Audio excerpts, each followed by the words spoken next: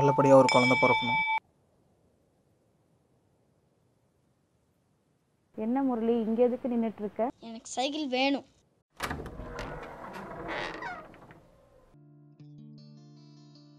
உட்கார். உங்ககிட்ட ஒன்று சொல்லணுங்க. சொல்லுப்பா. சைக்கிள் கேட்குறான். காசு இல்லையா நம்மக்கிட்ட? வாங்கி கொடுக்கலாங்க, நமக்கு கஷ்டம் இருக்க தான் செய்யும். என்ன பண்ணுறது, ஆசைப்படுறான் பையன். ஒரு பையன் தான் வச்சுருக்குறோம். காசு கிடைச்சதுன்னா வாங்கி கொடுத்துடலாம், இல்லைன்னா வேற பண்ணிக்கலாம். சரி. ஃபோன் வேறு வந்துச்சு. ஹலோ, ரொம்ப அவசரங்களா? சரி, சாப்பிட வந்திருக்கேன். சரி நில்லுங்க, வந்துடுறேன். சரி நீ சாப்பிடு, நான் வந்துடுறேன். இல்லை சவாரி வந்துருச்சு. சாப்பிடாம போகிறீங்க?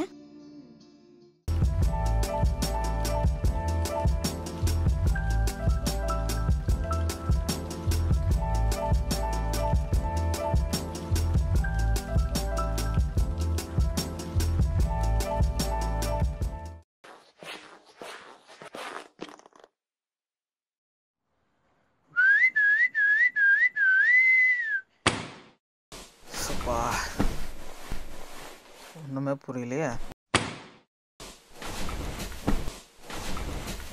பொருள் வேற எங்கே வச்சேன்னு தெரில.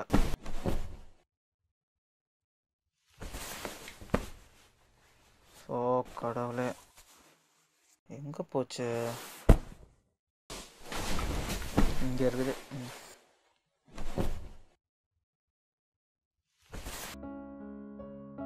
மா எங்கம்மா இருக்க? சீக்கிரம் வாமா இங்க. சொல்லு கண்ணு. மா காசு ஒரு 1000 ரூபா தேவைப்படுமா, சீக்கிரம் கொடுமா. 1000 ரூபா கண்ணு, எப்பயும் 100 200 தானே கேட்பேன்.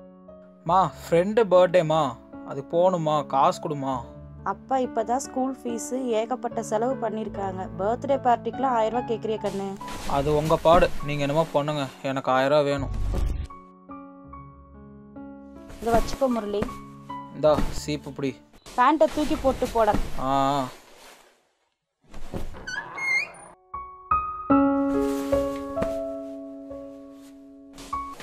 ஓகேயா? இதோ வரேம்மா.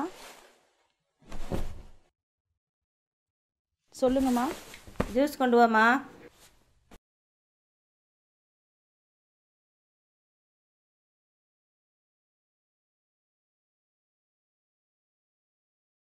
என்னங்கம்மா இது? டம்ளர் இவ்வளோ அழுக்கா இருக்கு. வீட்டில் வேலைக்காரங்க இருக்காங்கல்ல, அவங்ககிட்ட வேலை கூட வாங்க மாட்டீங்களா நீங்கள்? இப்படி வச்சிருக்கீங்க, இப்படியே கொடுக்குறாங்க. ச்சே. ஓகே, இங்கே வா. என்ன இது இப்படி பண்ணி வச்சிருக்க? டம்ளர் எல்லாம் இவ்வளவு அழுக்கா இருக்கு. வந்திருக்க கஷ்டம் என்ன நினைப்பா? இனிமேல் வேலைக்கு வர வேண்டாம். கொஞ்சம் கூட பிடிக்கல. நீ இப்படி பண்ணாத, நீ போ, வேலைக்கு வர வேண்டாம்.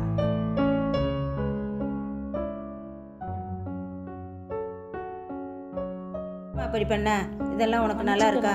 டம்ளர் எல்லாம் இப்படி அழுக்கா இருக்கு. பண்ண மாட்டேம்மா, என்னை எப்படியாவது வேலைக்கு சேர்த்துக்கங்கம்மா, மன்னிச்சுக்கங்கம்மா.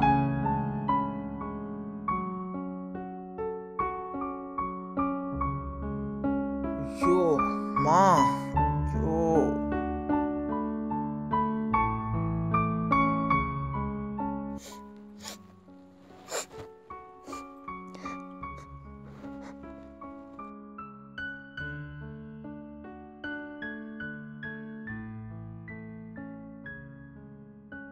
அம்மா இனிமேல் உங்களுக்கு கஷ்டம் கொடுக்க மாட்டோம்மா. நீ வேலைக்கு போகிறது எனக்கு தெரியாதுமா, என்னை மன்னிச்சிருமா. நான் நல்லா படிப்பேம்மா, ப்ளீஸ்மா மன்னிச்சிருமா.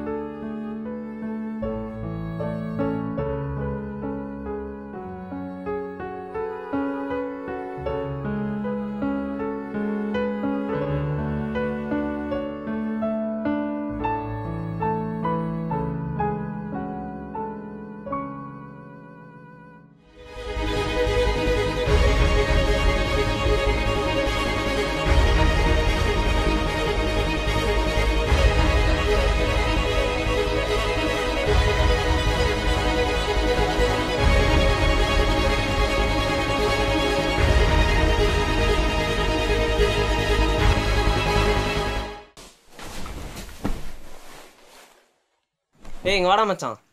சொல்கிறா. படத்துக்கு வராடா? இல்லை மச்சான், ஏன்டா? கிளாஸுக்கு போகிறேன். எங்களுக்கும் தான்டா கிளாஸ் இருக்கு. இல்லை, நீங்கள் பார்த்து போயிட்டு வாங்க. என்ன மச்சான்? வரேன்டா. சரி வா நாம போவோம்.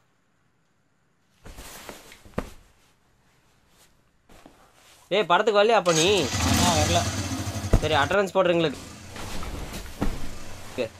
சரி.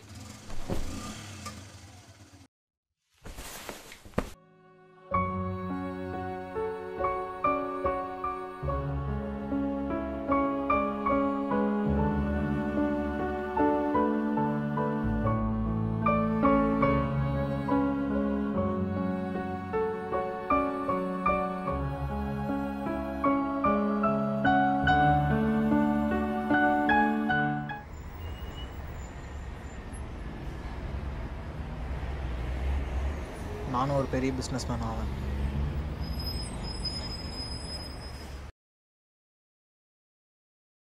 வணக்கம். சர்வதேச அளவில் நடைபெற்ற தொழிலதிபர் மாநாட்டில் கலந்து கொண்டு தலைச்சிறந்த தொழிலதிபர் விருதை பெற்று இன்றைய நிகழ்விற்கு சிறப்பு விருந்தினராக கலந்து கொள்ள வருகை புரிந்துள்ள திரு முரளி அவர்களை பேசும் இளைய தலைமை நிகழ்விற்கு வருக வருக என அன்போடு அழைக்கின்றேன். வாங்க முரளி சார். முரளி சார், ரொம்ப ரொம்ப சந்தோஷம். நான் கூட முரளி சார் அப்படின்னு சொல்லும்போது 45 வயசு 50 வயசு இருக்குன்னு நான் நினச்சிருந்தேன். நீங்கள் உங்களுக்கு என்ன வயசு இருக்குன்னு நான் தெரிஞ்சுக்கலாங்களா? Just 23 years old. இவ்வளோ பெரிய சாதனை நிகழ்த்த மிக மிக முக்கியமான 2 விஷயம் எங்கள் கூட நீங்கள் ஷேர் பண்ணிக்க முடியுங்களா ப்ளீஸ்?